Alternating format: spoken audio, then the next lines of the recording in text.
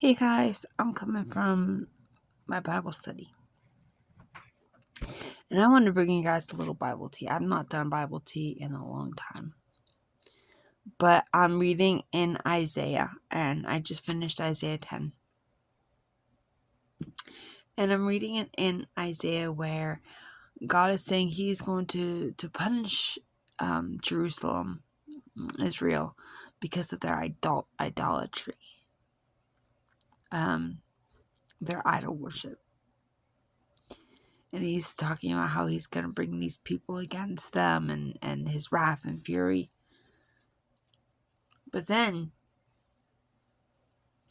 the Assyrian king gets cocky, a little too cocky for his britches. Because little does the Assyrian king know, but he's just a pawn in the master's hand. He's just a pawn. And he starts to get too cocky, seeing stuff like, let's see, in verse 12, I believe, 12, 13-ish area. Chapter 10, verse like 12, 13. It says, I have done this. This is the King of Syria saying, I have done this by my own strength and wisdom, for I am clever. I abolished the borders of nations and plundered their treasure. Like a mighty warrior, I subjugated the inhabitants.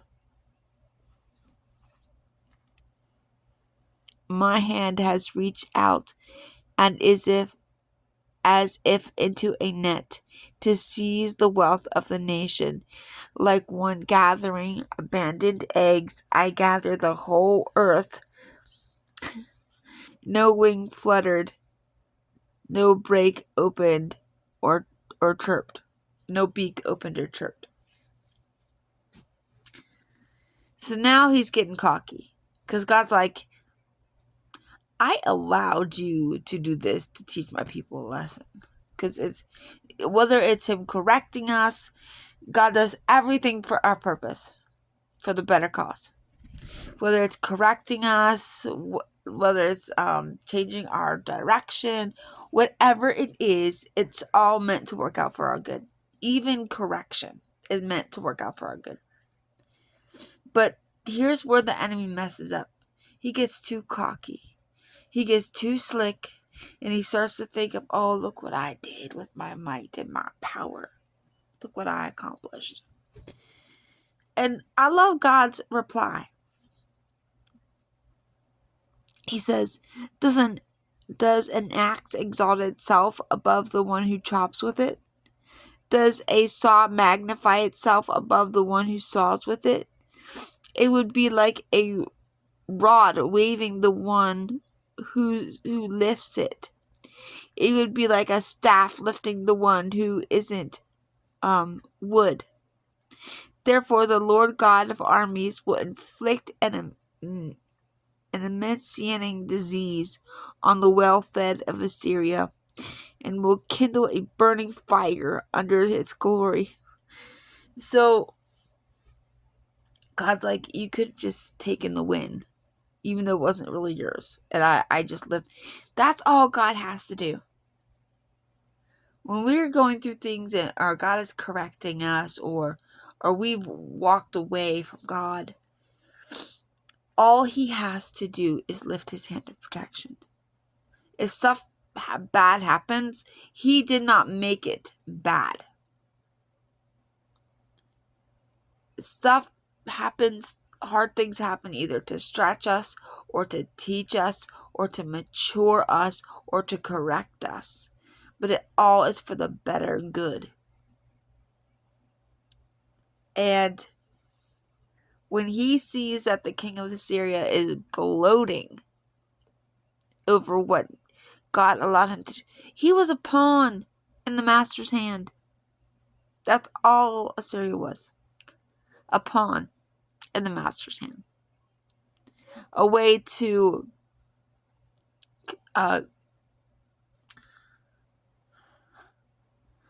simply a way to correct his children. That's it. the king of Assyria was basically the king of timeout. Because that's all he was meant to do. And he got way too cocky with it. And he starts saying, oh, I did this and I did this and watch what I do. And God's like, oh yeah? Oh yeah. Can an axe chop by itself? No. You did none of this on your own, you stupid Assyria. And then he immediately begins to talk about the remnant of Israel that he's going to bring back. Because you don't mess with God's people. Even if God allows you to take them for a time, there are going to be repercussions for messing with God's people. And that may seem unfair. Well, God let them, so why let them and then cause repercussions? Because it's not, God didn't make the king of Assyria turn against Israel. Assyria already hated Israel. God simply lifted his hand of protection. That's it. That's it. And Assyria got cocky.